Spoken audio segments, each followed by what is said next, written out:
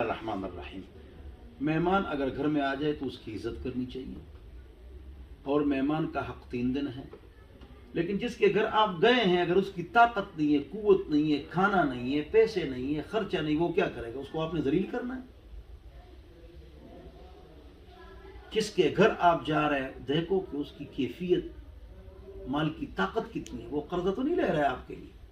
بعض مہمان آ جاتے ہیں گھروں میں، بیٹھ جاتے ہیں پکے پکے. 3 دن آپ کا حق ہے، یہ ٹھیک ہے، لیکن ادھر بھی کچھ ہونا اس کے پاس.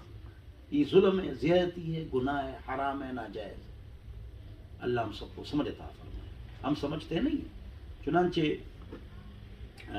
یہ جو ہم لفافہ دیتے ہیں شادیوں میں، یہ حرام بھی ہے. ولا تمنن تستکثر، اگر کل آپ نہ دو جواب میں، وہ ناراض ہوتے ہیں، لہذا یہ سود ہے.